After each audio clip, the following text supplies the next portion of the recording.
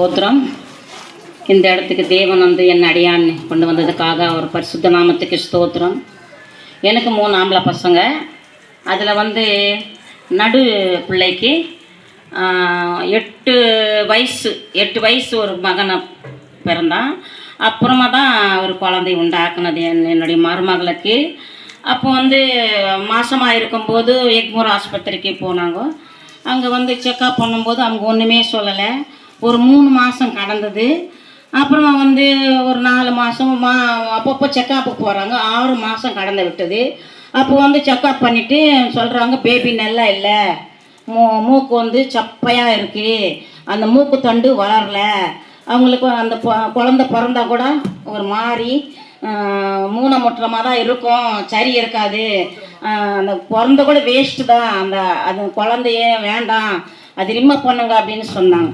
அவங்க வந்து ஏன் அப்பவே சொல்லியிருக்கக்கூடாதா, நாங்கள் வந்து மாதம் நாங்கள் செக்கப்புக்கு வர்றோமே, அப்போல்லாம் சொல்லியிருக்கக்கூடாதா, 6 மாதம் கடந்து இப்போ சொல்கிறீங்களே அப்படின்னு சொல்லி கேட்கும்போது, நாங்கள் வளரோம் அப்படின்னு நினச்சோம், அந்த மாதிரி நல்ல நடந்துருக்குது, அதனால சொன்னோம், ஆனால் இந்த பொண்ணுக்கு வாய்ப்பே இல்லை நடக்கிறது இந்த குழந்தைக்கு அப்படின்னு சொன்னாங்க.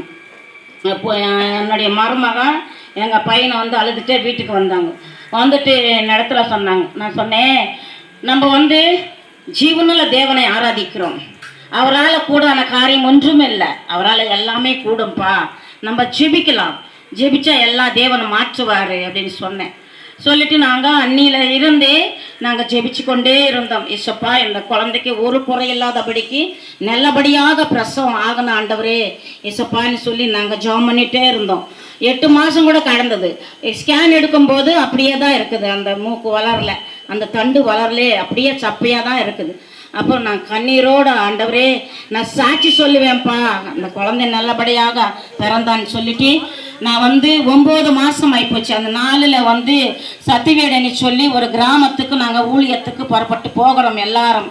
அப்போ வந்து அன்னைக்கு அங்கே போயிட்டு வரும்போது நைட்டு நான் கண்ணீரோட, ஏசப்பா 9 மாதம் ஆயிடுச்சு ஆண்டவரே, ஒன்றுமே நீங்கள் காட்டலை ஏசப்பா, எப்படி ஆண்டவரே சோத்திரன்னு சொல்லி நான் அழுதி ஜெபிக்கும் போது ஆண்டவர் வந்து, இன்னுமா நீ அழுவுற, என்னை நம்பலையா அப்படின்னு சொல்லிட்டு அந்த குழந்தை என் கையில் அப்படியே கொடுத்துட்டு, இது கையில் மச்சம் இருக்கும், மூக்கு இப்படி இருக்கும், இப்படி தான் பிறக்கும் அந்த குழந்தை, நீ ஏன் கவலைப்படுற, நீ ஏன் அழுவுற, நான் இருக்கிறேன் அப்படின்னு சொல்லிட்டு ஆண்டவர் தைரியப்படுத்தினார் என்னை.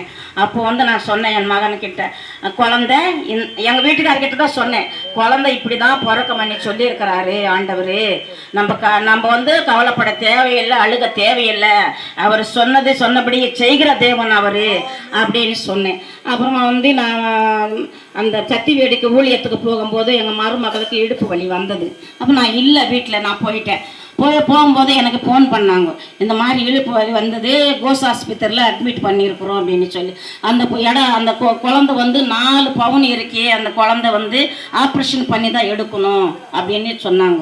சொல்லும்போது நான் சொன்னேன், சரிப்பா கையெழுத்து போட்டு விடுங்க, ஆப்ரேஷன் பண்ணட்டும், ஆண்டவர் பார்த்துக்குவாருன்னு சொல்லி. நான் என்னைக்கு ஆண்டவர் சொன்னாரோ அந்த குழந்தை இப்படி இருக்கும், இந்த மச்ச அடையாளம் இருக்குமன்னு என் இடத்துல தேவனை சொன்னாரோ, அதே மச்சையும் குழந்தைக்கு மூக்கு அழகாக ஒரு பெண் குழந்தை தேவன் தந்தார் நாளிலே. ஆண்டவர் அதுக்கானவர் பார்த்துட்டு, கரெக்ட் நீ சொன்னது, ஆண்டவர் சொன்னது, கையில் மச்சம் இருக்குது, அந்த பெண் குழந்தை நல்ல அழகாக, மூக்கெல்லாம் நல்ல அழகாக இருக்குது அப்படின்னு சொல்லி சாட்சி சொன்னாங்க. தேவன் அவர் சொன்னபடியே செஞ்சுட்டு என் கையில் கொடுத்தார். அவர் மாறாத தேவன், அவர் பரிசுத்தமுள்ள தேவன், பொய் சொல்லாத தேவன். அவர் எனக்கு செய்தது ஆண்டவர் உங்களுக்கு செய்வார். உங்கள் இடத்துல ஏதாவது குறையோ குற்றமோ வேதனையோ எது இருந்தால் கூட தேவன் இடத்துல சொல்லுங்க, ஆண்டவர் நிச்சயமாக எல்லாம் செய்வார். தேவன் இந்த சாட்சி ஆசீர்வதிப்பார்.